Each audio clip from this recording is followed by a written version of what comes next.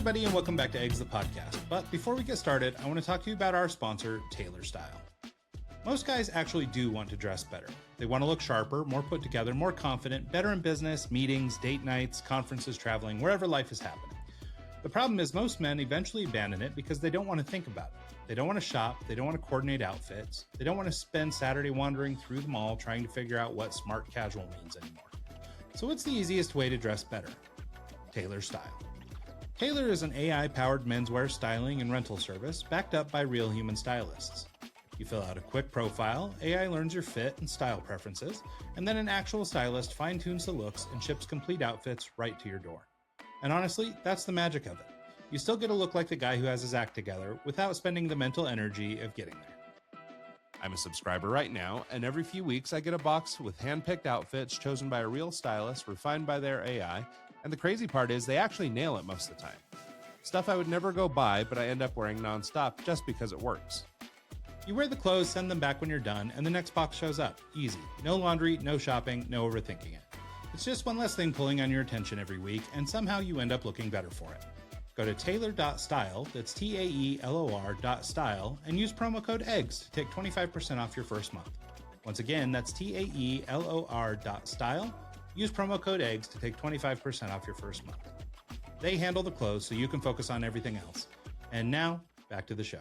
Hey everybody, welcome to the show. Brent, welcome to Eggs. We're glad to have you, man. Yeah, super excited to be here. Thanks.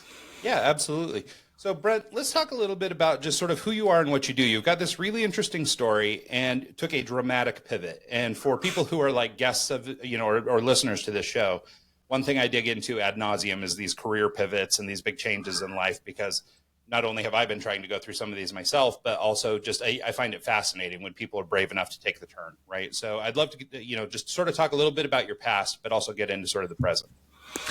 Sure.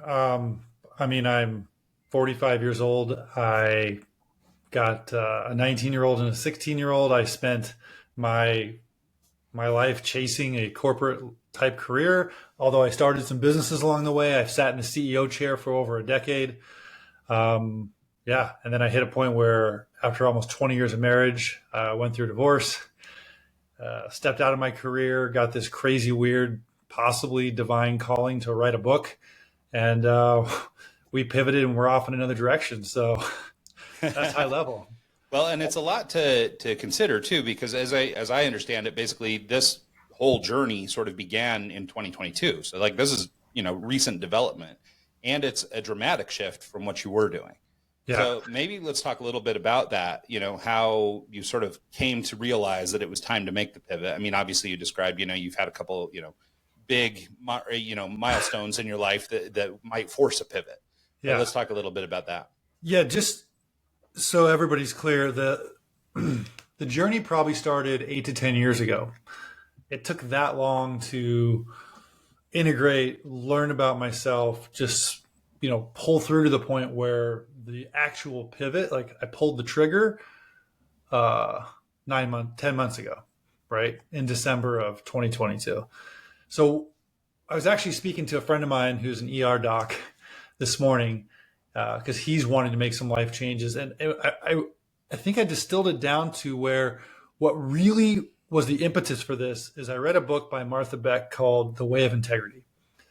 And in there, she challenges her readers, hey, for 30 days, don't tell any lies. And I don't mean like big, hairy, ugly lies. I mean the whitewashed, like, how you doing today? Oh, I'm great. Yeah, that's BS. Down to that level of do not tell a lie. And this includes how you talk to yourself in your head. And I did that in exactly a year ago. And I showed up to work different. And I showed up to my family different, and I showed up to life different. And it's part of why I stepped out of my career. It's part of why when I sat there looking for the next gig after 5 years of being CEO of this LED manufacturing company, everything in me said, don't do the next thing. That's not what's next. That's not what's in integrity for you. And I could not listen because I made this promise to stay in integrity and not even tell myself lies. And that is what drove me to step into, explore, surrender to crazy things that are now the new direction of my life.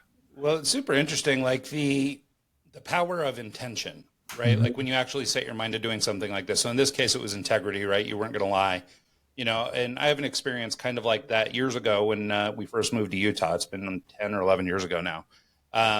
When I took a job in an ad agency down here, and it was my first job in an ad agency. I'd come from Idaho originally, and there was no ad agency where I grew up.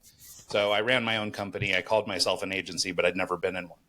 And so I was able to land a job down here in Utah and go to work for this agency. But one of the things I did from day one was, because I've always been kind of I don't know, like a quiet guy or keep to myself, not be a real wave maker, that kind of thing. But one of the things I said when I took that job was that I have to make a change here, that if I want to move through the ranks, I've got to be intentional about making decisions or having opinions or just, actually, saying what I'm thinking when I'm thinking it. This is what they're hiring me for, right? Yep. And but in making that decision, I went on. I was, their most quickly promoted art guy for a few years. I was laid off, unfortunately, after 3 years, but went on to be their highest paid freelancer, and 1 year even their highest paid employee of the whole company. As an outside resource, because of the relationships we built and all that stuff. So like I did so much good for reputation just by being intentional. And so it's really interesting that even though you wouldn't necessarily think that something like just being honest with yourself would be all that powerful, setting your mind to it and doing it, I think, is critical, not only for just, making even a little change like that, just trying to be more honest, but for the, next to come bigger pivot that you were talking about. Yeah. I actually took this concept in my own life and I pulled it apart a little bit more and ended up writing about it in the book. But for me, what you're speaking to, your experience, is more than just being intentional. It's about the intent to be intentional. And when you put intent on the front end of intentionality, it's like supercharging what you want out of life, right? Because you showed up to work in a way that was very intentional to be amazing at what you did. You were the highest paid person. You were promoted because of the work you were doing. You were intentional at your job. But you put intent on the front end. You did certain things to show up in a way that allowed you to be this creative genius, to be amazing at what you did. Another quick example on this is, if you're going to go out and have a date night with your partner, right? The fact that you set a date night and you're going on a date, that's intentionality, right? But the intent on the front end is, hey, I got out of work 2 hours early. I took a shower. I cleared my head. I turned my phone on silent. I got myself in a place where I could show up and hear you, see you, and be there for you because nothing else mattered. So when I stepped into that intentionality, that intentional event, I was there. Yeah, no, I think that's right. And I actually like that idea. I mean, it sounds a little funny, intent on the intentionality, right? But I think you're right? It is that pregame. It's that sort of mental awareness that I'm going to do this thing. And then the intention piece becomes sort of the execution of that, right? Exactly. So I've decided I'm going to do this, and this is my execution. And actually, and we can get into this a little bit later after we get sort of through your story, but I mean, this is sort of one of the places I found myself as a self-employed guy. And, I no longer, I mean, I'm still freelancing for a former agency, but I do a bunch of other stuff now too. And, but I find myself feeling kind of rudderless sometimes, right? Like I'm not sure what to do or what's next or where to go. And especially as I get older, you're a couple of years older than me, but I'm right there. We're contemporary. And so I'm finding that I'm having trouble putting any kind of boundaries or setting any kind of goals or anything. Like I've just become a little bit, I think, lethargic or something in my years of not being in a regular office environment. Right. And so it's one thing, I mean, it's been now 7 years or 8 years that I've just been totally on my own. Right. And so, and then, COVID sort of slowed things down too. So I think some of this intention stuff could be really valuable. And I do want to get into that some more.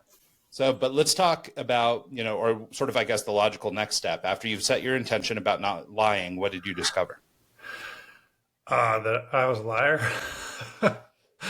That it blew me away. All the areas of my life is incredible.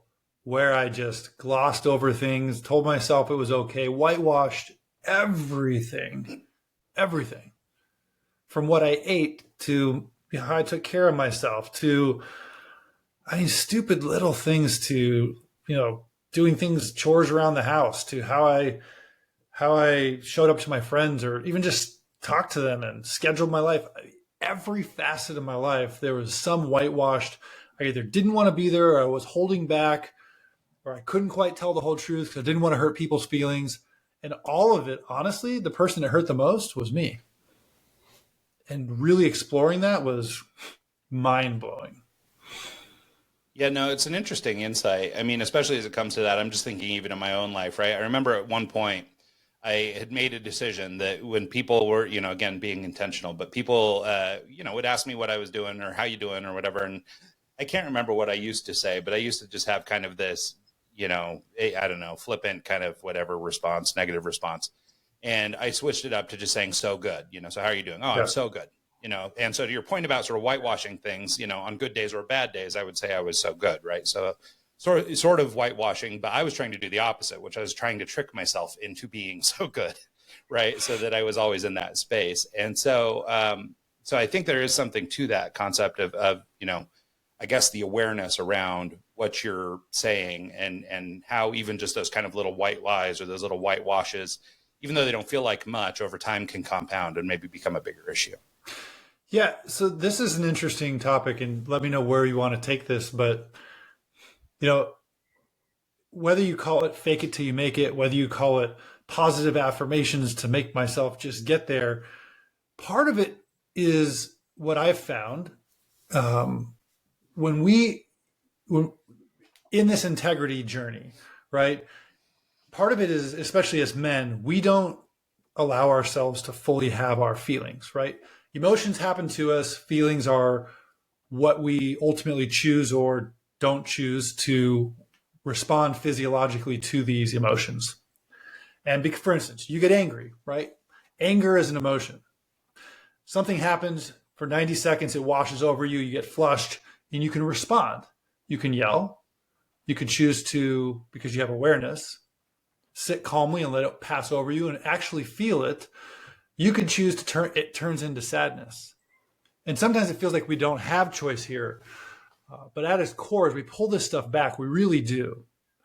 And living in integrity, and that piece for me starts with having these emotions, because too often, and I did this, and I find so many other humans do this, and men are really bad at this. We take that emotion, we're like, nope, not going to have it, shove it down.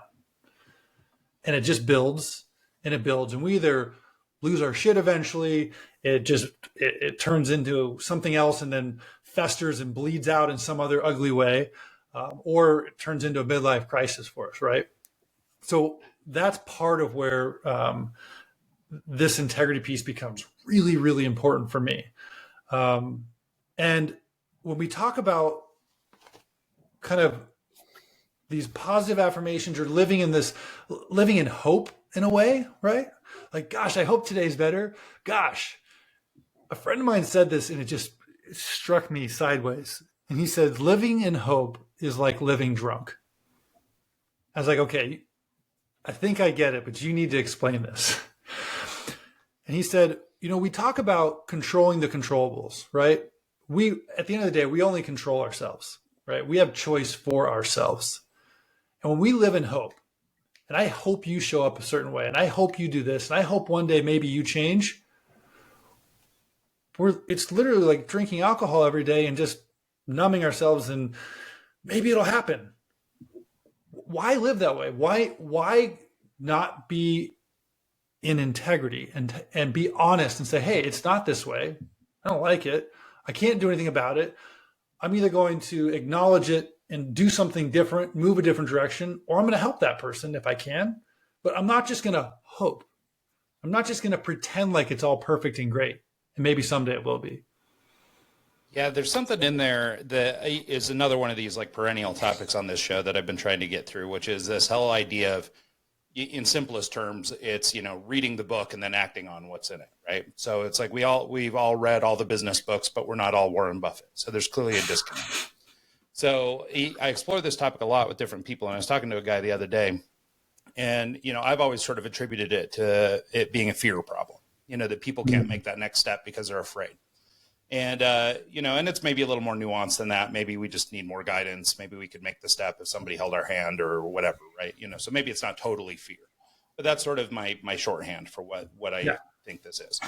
So, but this other guy I was talking to, the way he put it was sort of this cognitive dissonance, that basically what you're doing is you're setting yourself up to do other things instead. You read the book instead of doing the work. You did, you went to the class, or you saw the speaker, or you downloaded the software, or you whatever, instead of actually doing the thing. And we do this to make ourselves feel busy or feel like we're doing something. And the example of this in my own life is I keep threatening to start painting again. I used to be really artistic when I was a kid, and I keep threatening to do this. Well, I buy art supplies like they're going out of style. I'm up to the roof with canvases and paintbrushes and paint and all that stuff, but I'm yet to start. And this has been going on for 2 years that I'm telling people and trying to be intentional. And, I feel like being public about, I'm going to start painting again, will put some pressure on me to do it. Yeah, I never do it. And that's kind of what this guy was saying, is this cognitive dissonance is this thing that I'm basically buying art supplies to stave off the fear of actually having to do the work. And it seems like your I don't know if we want to call it a hack or whatever, but this concept of having integrity, or sort of working through these, like in your case, just the lies, is sort of this same thing, right? Like if you could push through this lie, or if you could be totally honest, then maybe you would actually start. Yeah, I mean, in a way,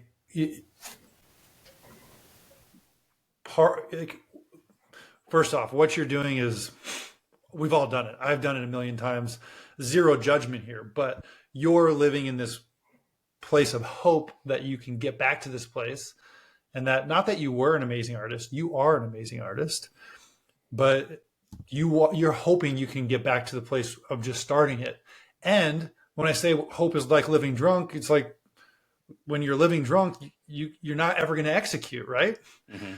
But when you show up and you're like, fuck, this is hard, this is going to hurt, I don't want to do this, and I'm just put the paintbrush in my hand, this is ugly as, it's getting better. And you just start doing it. And that's where I stepped into and figured out how to write a book, which I've never done before.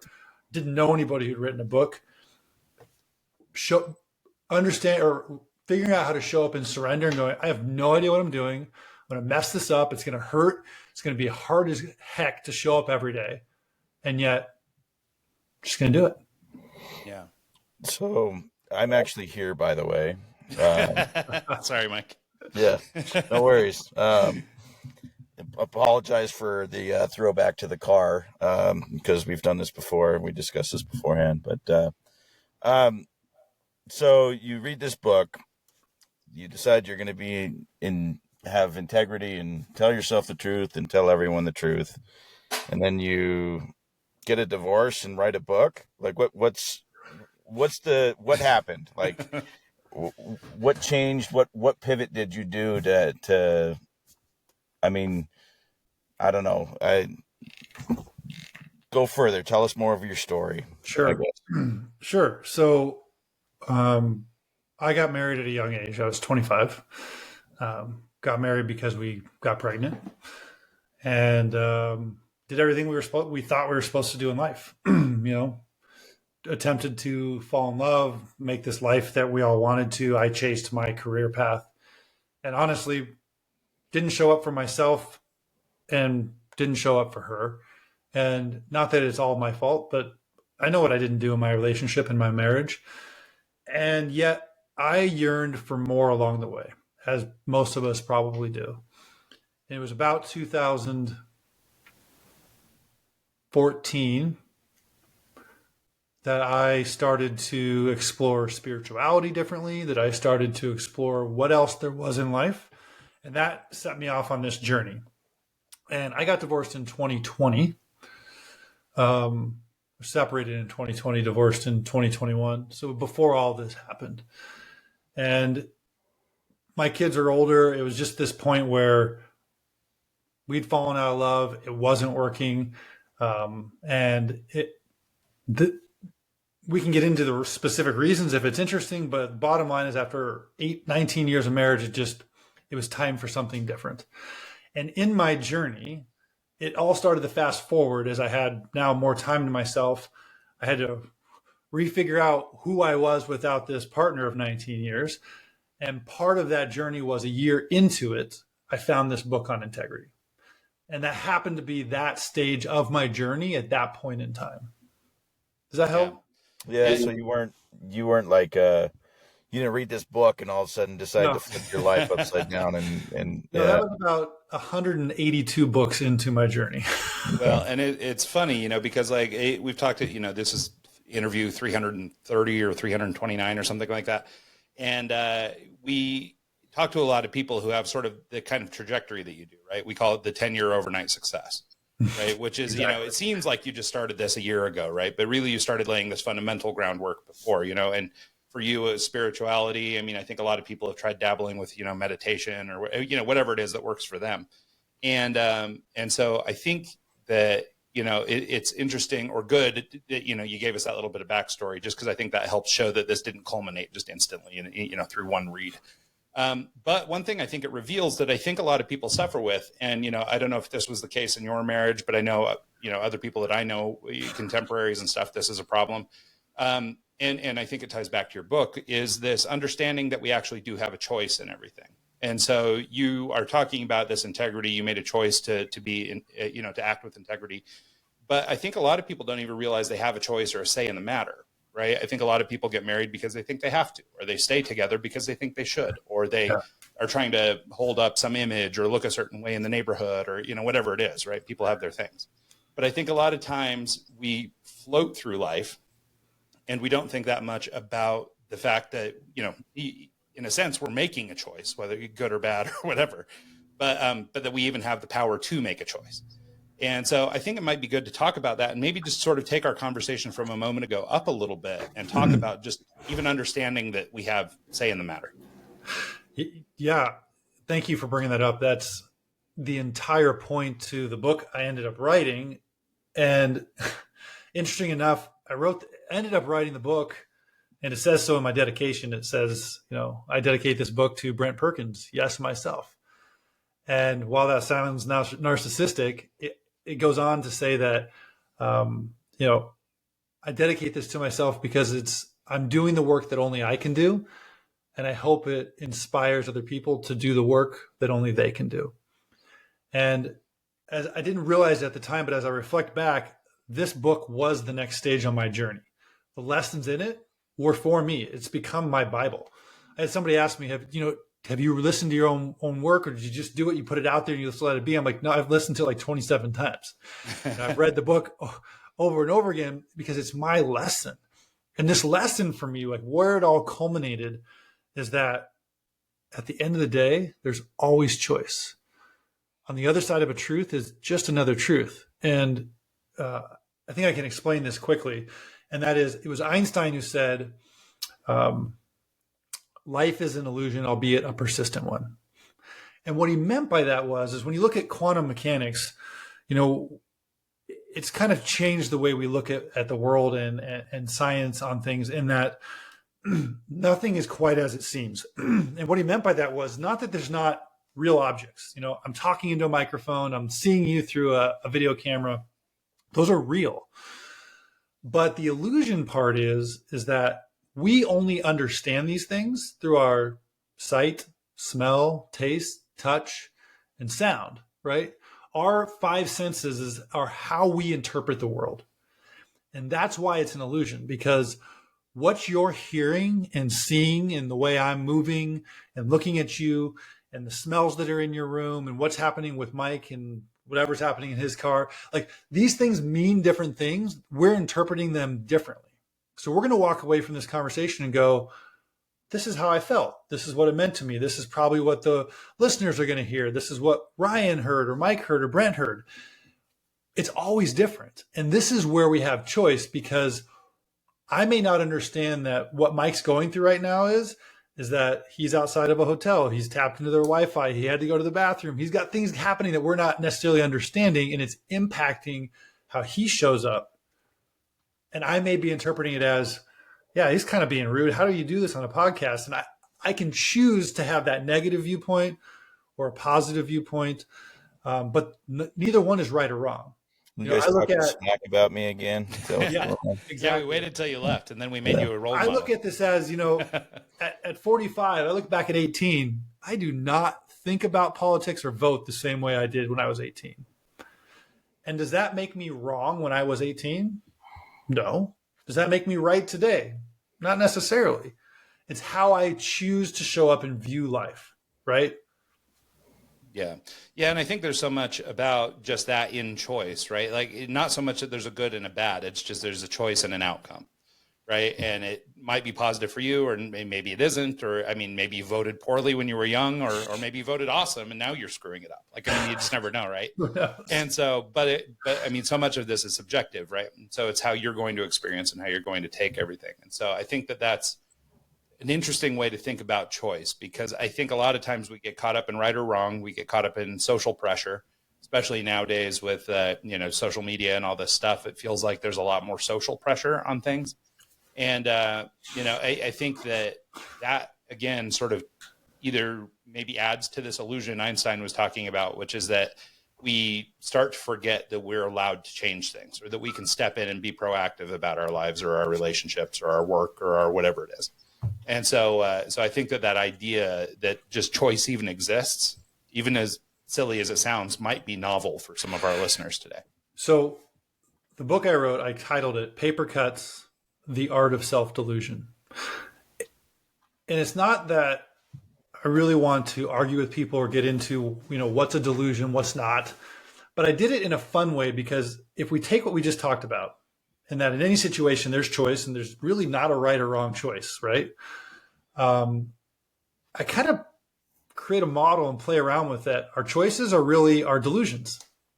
Because if it's true that we're living in an illusion in terms of the experience we're having, then our interpretation of that illusion, it has to be a delusion, because a delusion is not real. It's not necessarily fact, right? It's definitely not fact.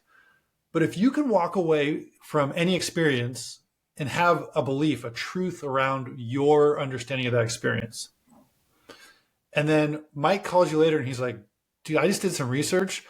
This happened in Brent's life. We didn't know this. And you go, oh, my truth is now over here. If you can hold two truths, whether in a 5-minute span or a 25-year span from the way you used to vote, how is it anything but a delusion? And that's why I argue that become the artist of your delusion. Choose, understand that you can paint that picture however you want, but do it out of integrity, and you're always choosing the best choice at that point in time. I was raised in a religious family, and I'm not a religious person anymore. I'm not that guy. And so if I come across as like not interested or hostile or whatever vibe you're getting from me, it's because of that. It's not, you've said some trigger words like in surrender and integrity and stuff that was forced down my throat as a kid that I've been avoiding for quite a long time, because I just don't prescribe to that anymore. And so it's hard for me to kind of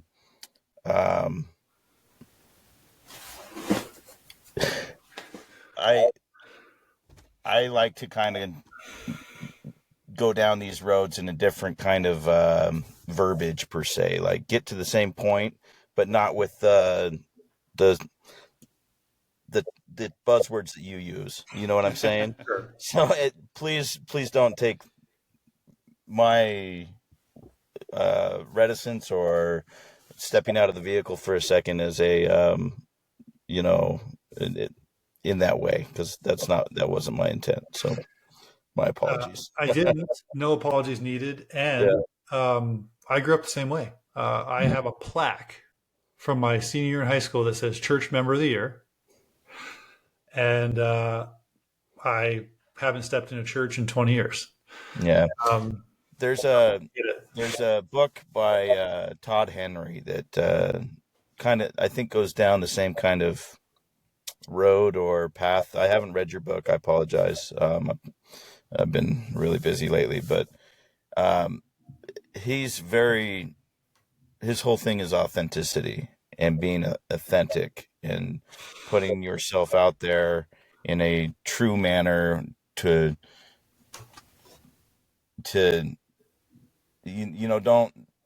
don't whitewash it. Just be yourself and tell the truth, and always tell the truth. And I kind of see some parallels. Can you maybe tell us about why you picked this subject and why you wrote a book about it? So I've kind of touched on this already. I don't know. I a year ago, December, I'm sorry. So January of 2022, I started a meditation practice. And I was sitting in meditation after I'd quit. I'd stepped away from my CEO job this last December. And it literally came through. It was like, you're going to write a book. And I was like, I'm not writing a book. This is crazy. And the next day I was like, you're going to write a book and here's the title. I was like, this is insanity. But I journaled what the title was. I'm like, what does this even mean? Paper cuts. And I sat with it for a week and my daughter's like, it's December, Dad. Enjoy the holidays. Just go with it. And it was January 7th. And I'm like, I think this is like my next part of my journey. And I didn't have any content for the book. I sat down and tried to like wrangle it through like outlining it and being like strategic about, let me out, and I spent a month and I wasted my time. And it was February 1. I'm like, okay, this is my lesson. Surrender is my lesson. Like letting go of me trying to control everything in my life is my lesson. And I just did it. And I'm like, here's what I'm going to do. I'm going to show up 4 days a week for 4 hours. I blocked off time in my schedule. And I just started writing. And I tried 3 days a week to have coffee with friends or just reach out to people in my life. I started recording conversations. I'd go back and re-listen to them and I'd start writing either word for word dictating what we talked about, or then what's the lesson here? And it all came together in 60 days. I wrote the entire book. It all formed because I finally was like, I don't know what I'm doing. I don't know why I'm talking to these people. I don't even know what. I'm just asking questions and having conversations, and I let go of control. And it all happened. And it was my lesson. Like writing the book and the people I spoke to in the lessons, they were my lesson. It was my next step in the journey. And I had no idea. Yeah, it's so interesting. I mean, to Mike's point, about Todd Henry's book, like, I think that, a lot of these sort of like human truths have been gone over since, forever. Yeah. Right? I mean, all the way back to the Greek philosophers and whatever. Like, people have been trying to crack this nut. But I think what's valuable is I think people looking at it through their lens and taking it through their life experience and then regurging it in whatever version that comes out as, right? So in the case of Mike, Todd Henry's version, really hit home for him. Mm-hmm. In your case, I seem to be vibing off of what you were talking about, so, I mean, so there's like, but I think so much about life is timing, and it's having the right thing happen at the right moment. Yep. Like you had your child encourage you to take a month off that maybe you wouldn't have if you were a busy entrepreneur, CEO, cranking away at work. You might not have taken the time to be open to hear that thing. Right. So you might have heard paper cut and went, ouch, I got a paper cut. And then Exactly. left. That could have been it. And so I think it's really important that in that moment you were able to hear it and you were receptive to hearing it. Your meditation practice might have tapped into that a little bit or gave you some moments of clarity that allowed you to sort of hear a thing, whatever that is. Right. And I think Stephen Pressfield calls it the muse. Mm-hmm. And I really like his take on art and this concept of, roadblocks that keep you from doing the things you want to do and stuff. And so I think that it's really valuable that you stopped and took the time. And I think this goes back to this concept of choice and back to our earlier discussion about intention, right? Like, I think first of all, you need to realize that you can make a change. Second of all, you have to actually take some action on it, right? Whether that is just setting an intention, which is sort of a meditative practice, or it sort of comes with that universe of stuff. For sure. But whether that's how you get to it, or you do a version like mine where you just say, hey, you know what, I've got to be a Blockbuster employee this time. Like now I've really got to make hay while the sun's shining. So however that manifests for you, I think, you can go your own way, but I think the steps that we're describing here are the how you get there. And I think that's really interesting. Yeah, 100%. And I mean, I actually read The War of Art right in the middle of writing this book. And I mean, Stephen Pressfield's advice really is like, to beat that demon, you just got to show up. And showing up is like, it's letting go of control. It's not knowing what the heck's going to come out. He's like, just start writing. Like, put your fingers down on the keyboard and just go. Yeah. And for people who don't know, Stephen Pressfield is an author, and he wrote like I think it's The Legend of Bagger Vance and some of these other things. And so he's a well-known author, but this concept that he talks about is resistance, which is the thing that keeps us from doing the thing. I think the way we're talking about it in this conversation is the power of choice or the intention setting, but it's the same thing that we're trying to get over, right? Yeah. And so I think it's interesting how Stephen Pressfield's book was really valuable for me as a guy in the art space and who deals with this muse creative person or whatever it is. And so I think it's really valuable information. Yeah. And are you speaking to the War of Art specifically in his methodology on how to actually accomplish some of these creative tasks? Yeah. The War of Art was the big one for me. I can't remember the title of his second one. His second one was good too, though. And second sort of in that series. But so I might be conflating the two. But yeah, it's these ideas of the muse and then working through resistance that for me are really important. Can you give us an overview of your book? What kind of subject matter it dives into? Yeah, so we've touched on it a little bit. It really walks through where in my life I was gripping onto control, and as we start, it's why I paint the picture early on in the book about this illusions and delusions and what does it really mean, and where do we start to, like, the premise of the book is owning your agency. And your agency isn't, hey, I'm going to go have sushi tonight. No, I want Mexican food. Your agency is at every juncture, whether it's to another person, whether it's in your own head, you have choice on everything. That is what agency is. That is what free will, whether you believe it was divinely given to you or not, we all have free will as the only thing. Viktor Frankl talks about it in his unique perspective, being a, Auschwitz survivor in man's search for meaning, but it's free will is the one thing we all have unequivocally, without bias, right? We all have that. Now, how we use it is, and again, I'm not saying anything new, but it's my angle, which is, hey, we have choice. And one of the other things I talk about in the book is that truths are always subjective. That's why we talk about your truth and my truth, because a truth is a fact with a layer of belief on top of it. And there's just not a lot of facts in this world. Like, absolute facts are very, very few. So we have beliefs layered on top of all of them to allow us to have our truths. And that's where we get confused sometimes, because I might be like, this is my truth and it better be your truth, or else we're going to have, why? Why does my truth have to be your truth? It's just for me. It helps me understand my world and how I choose to interpret it, right? It doesn't need to be yours. You have a different experience. Mike, you grew up different than me. That's okay. Yeah. No, I think that's right. And another one of the things that you sort of dig into is this idea of sort of being blissfully ignorant and how to sort of, live a good life or understand that you're living a good enough life, right? Yep. And I think that, this is akin to these concepts about, don't live a life of regret, don't, all these kinds of things. And one of the things, just to make sure I hit all the tropes today so Mike can roll his eyes, there's this thing that I always say that sort of helps me stem off regret, which is this idea that it took every step I've ever taken to get to where I am today. Right. So there was no right, there was no wrong, there was no left or right. Just, there was no getting to this conversation today without having done everything I did prior. Yeah. Right. And by thinking about it that way, I go, okay, well, I didn't screw up. I didn't make mistakes. I'm not where I'm not supposed to be. But this idea of being blissfully ignorant, as I understand it, is, basically making peace with the life that you've built so that you don't spend your whole life feeling, horrible that you're not doing what you're supposed to be doing.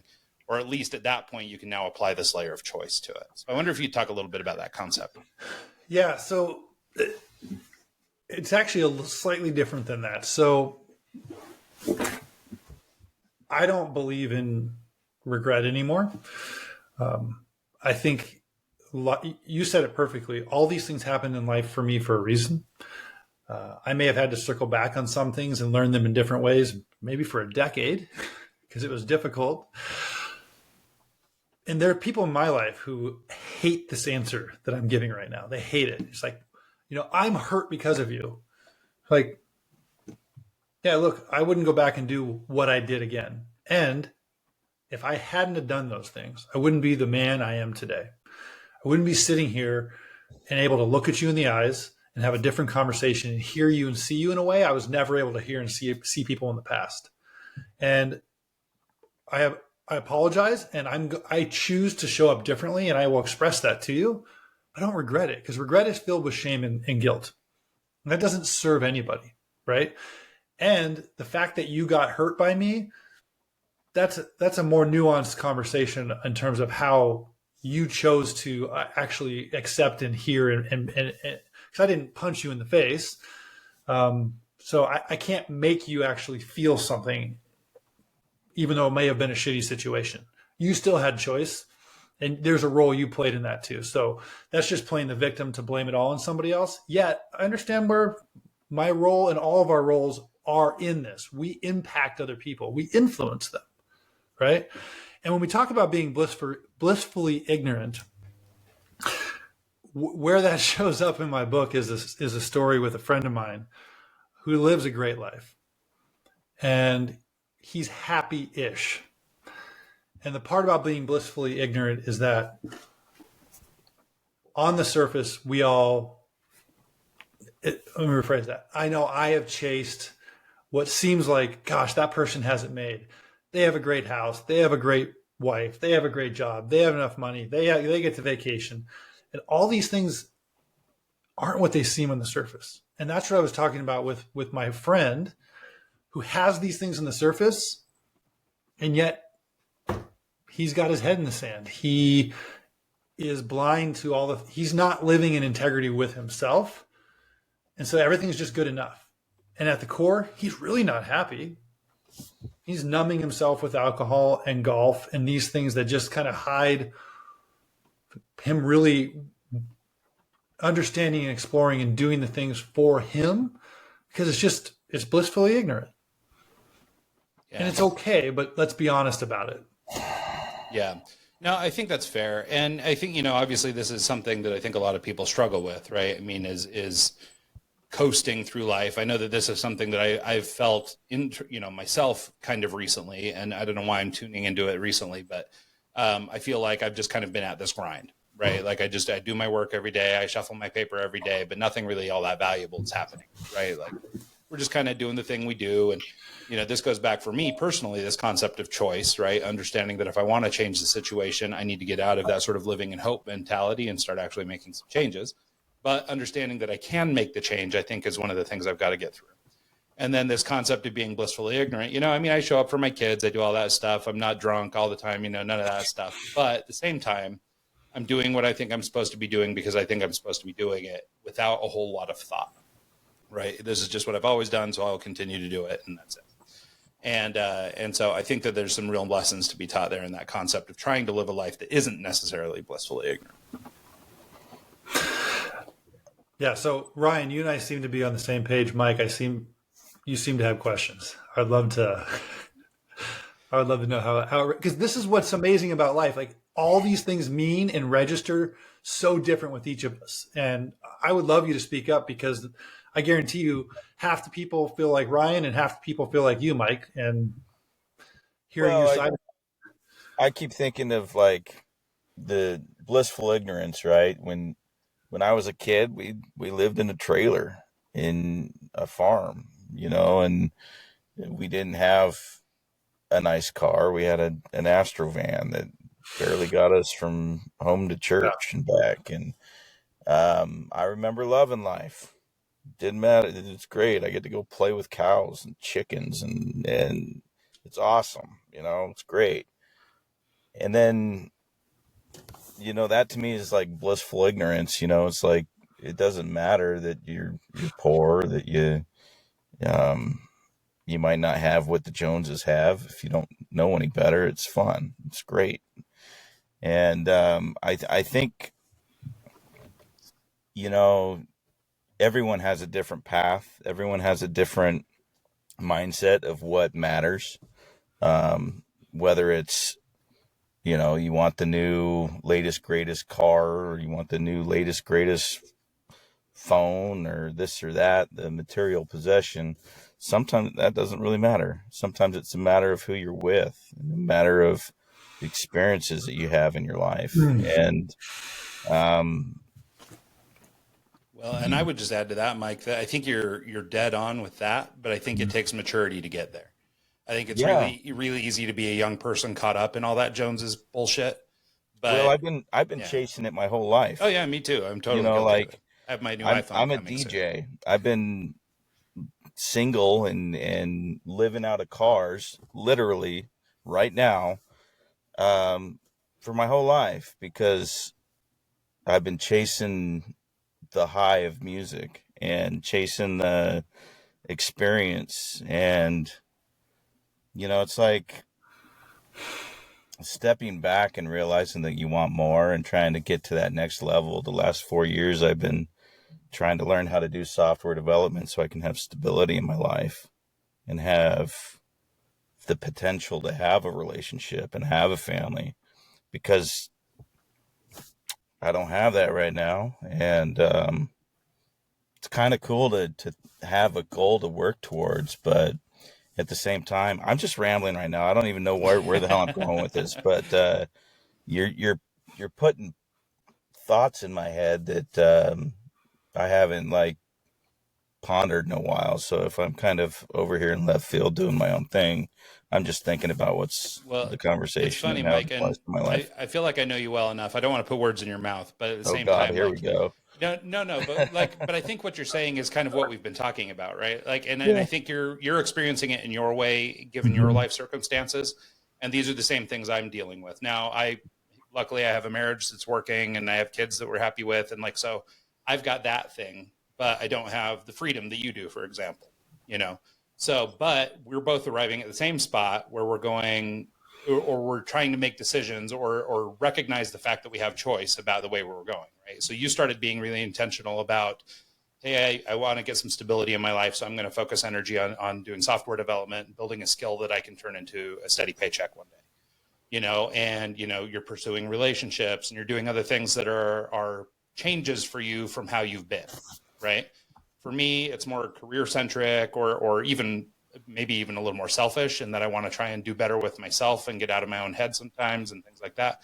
So there's different choices being made, but I think what we've been discussing throughout this podcast, this idea of just even understanding we have choice, is the novel concept, right? And so you're taking that and running with it in the direction that suits you best. I'm making excuses about why I haven't done that yet, but I will eventually make a choice about something, I'm sure. And so that's kind of where we're at. But I think that hearing you say what you're saying, Mike, I mean, I think even if you've arrived at these ideas in a different way, I think you're saying the same thing, right? Or at least you're recognizing the same issues, which is, we as men, as people, as whatever, and all being sort of contemporary in age. You're the baby here in the crowd, Mike. But you don't get told you're the baby very often, I imagine. No, I know. But I think we're all arriving at the same sort of crossroads in our lives, but we all got there through different criteria. Mm. Right? I don't know if that makes any sense. So if I made that I sound think stupid, a matter of it is finding your target. If you don't have something you want to aim for, a bullseye or something you want to work towards, there's no point in even having the integrity or having the authentic self to get you there. Like you could go and drink all day or do this or do that and have no purpose in life because you're just kind of, you don't know what you want. And once you kind of figure out what you want, then you have something to work towards. And it's just a matter of defining your why. yeah. Yeah, and I think you're a step ahead of me in that regard, which is that you've identified a couple targets that you want to pursue, and you're putting in the work to get to those things, right? In my case, I'm really struggling with that goal, right? So that's where I think I started the conversation by saying I'm feeling a little bit rudderless, right? Like I'm not really sure where I'm going. I'm adrift, and we're doing okay, and things are all right, and they're not painful enough that I have to make any changes. But at the same time, I don't really have a direction. You know what I mean? And so for me, my choice is maybe a step or two behind yours because you've at least identified a thing. But I think that they're all sort of related. So, and actually, maybe this leads into, sorry, Brent, I should probably let you respond. But at the same time, I think it might be a good segue into this concept of finding your bold and starting to, be bold about the decisions we make and own the decisions that we're making, and then just sort of how that pertains to maybe some men's issues in general. So it might be good to sort of hit all those stuff. Yeah. So I would like to just share my own perspective, which is really just my experiences on what you guys just talked about. And that is, I chased what I thought, like I had a target. It was like, my dad owned a business. I'm going to own a business. I'm doing this. I'm going to reach CEO. I did it all. Didn't get me happiness. Didn't do anything for me.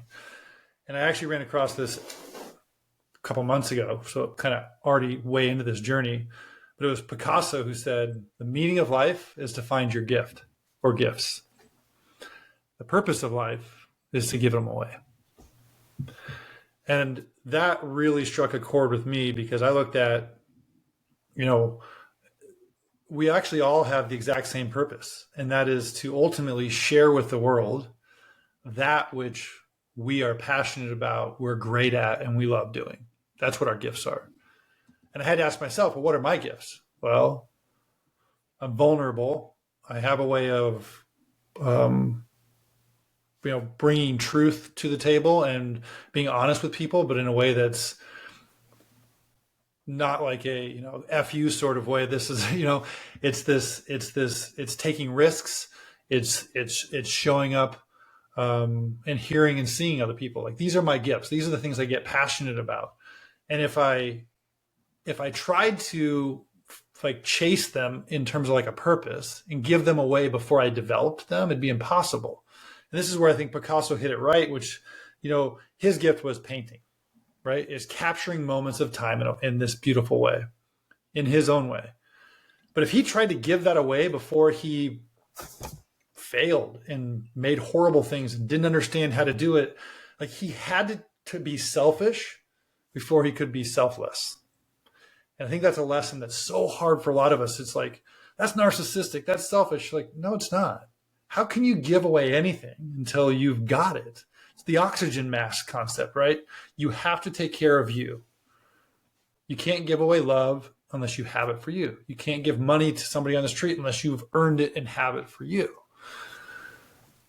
And too often, I did this in my life. I did the equation backwards, and I wondered why it never really worked. And that's where we start to step into where I'm stepping into in my life is not going back to being a CEO again. Yeah, the money's probably better, or maybe not, who knows? But I feel called at this point. I've now filled my cup in these areas. I feel called to now, my purpose is to give it back. And what that looks like in my life is I've started this company called 3X Bold, which is about being courageous, authentic, and wild in our lives. And it stems from choice. It stems from what I've learned in this book, which is like this culmination of my journey.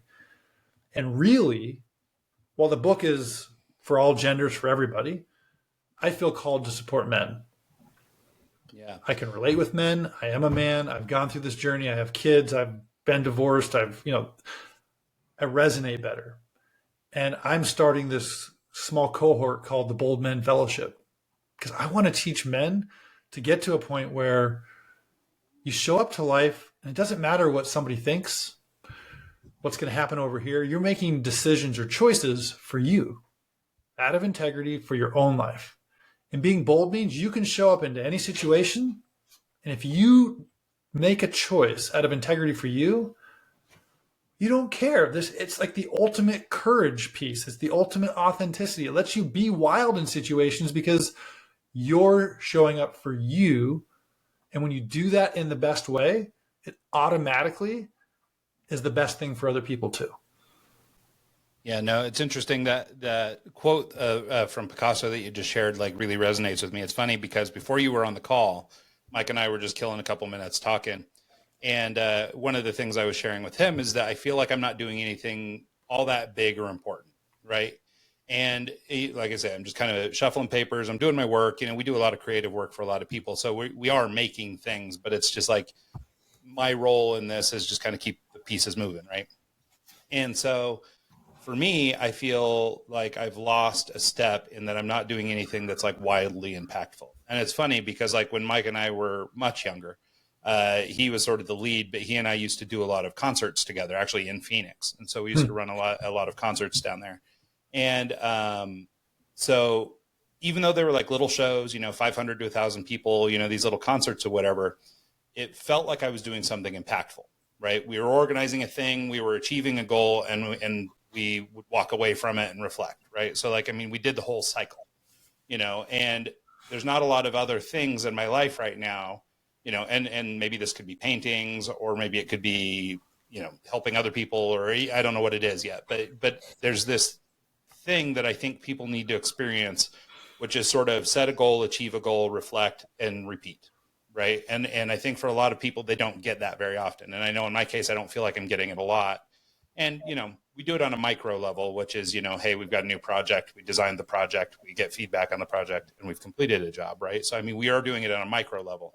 But in terms of grander, bigger things that are more important to sort of either myself personally or sort of the world in general, I don't feel like I have a lot of those things in my life right now. And so this concept of, find your gift and give it away is really interesting to me, just in that, again, I've shared the story about painting or trying to, start painting again. But the idea is, I've been artistic my whole life. It sort of got stifled with my career. I still do art every day, but I do commercial art in a computer and stuff like that. It's just different. And I'm not sharing anything that's sort of authentic to me, right? Like I'm building something for your brand or something for your company or, whatever it is.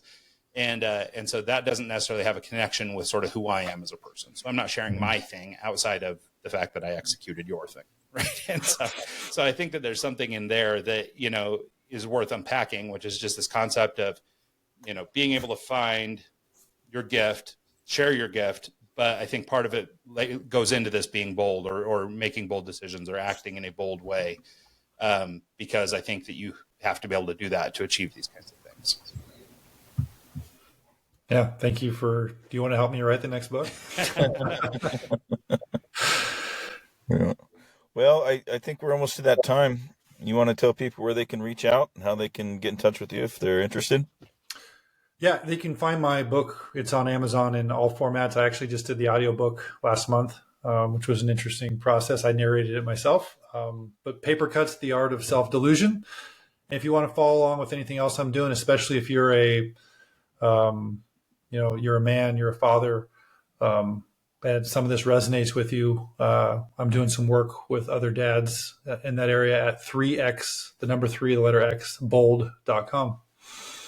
Yeah, no, that's awesome. And I think it's real important. We didn't get into a lot of these men's issues or anything, but we're parents to boys, and my wife has been raising boys, and just sort of in our current climate, seeing what boys are experiencing in terms of sort of stifling masculinity and, other issues, around expectations of men and some of these things that have sort of evolved or changed, not necessarily for the better, but, men's ability to sort of react or roll with what's going on in that sort of world, I think has changed quite a bit lately.